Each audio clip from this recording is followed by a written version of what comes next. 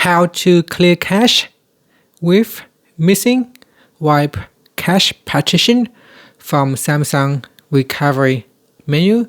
So here you can see in Android recovery menu, it no longer has the Wipe Cache Partition. So what we can do instead, we will boot up the phone. And once the phone starts up, what you can do is you can perform a number of different things. You can perform per app cache clearing. So we can go into settings and then scroll down and tap on apps. In here, select an app that you would like to clear. Then we scroll down and tap on storage.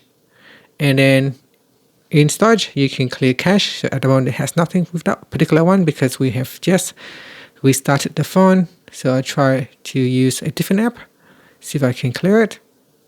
So we go down to storage. Here down at the bottom, you can tap on clear cache button and clear cache for the app. Another thing you can do is go into settings. Then we scroll down and tap on device care. Now sometimes at the top here, there is an optimize now button. You can tap on that to clear cache. Or we can go into memory, and if you want, you can tap on the clear now button to free up memory from background apps. And the other things is we can clear up system cache. So we go into apps, so we go back and go into apps.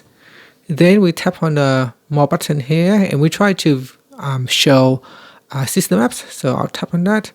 I'll try to view all the system apps in here. So here, tap on show system apps. Tap on the toggle button to turn it on, and then tap on OK. And here, scroll down the list and look for apps like System UI. They will allow you to clean up some cache. So System User Interface. So tap on that, and then go down and we tap on Storage, and then tap on Clear Cache. Now make sure you tap on Clear Cache and not Clear Data. And you can do that for One UI Home as well, and Android system, etc. And the last thing that you can do is to boot into safe mode by press and hold on the power button here. So press and hold on the power button. So I'll do that from the top here. And power off here, touch and hold. And we're now in safe mode, so tap on safe mode to boot into safe mode.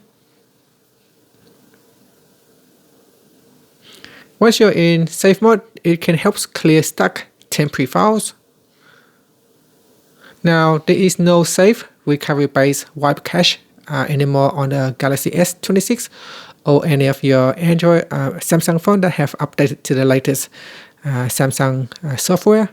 So this can avoid risky third-party software. If you install them, Samsung has removed this particular feature. And that's it. Thank you for watching this video.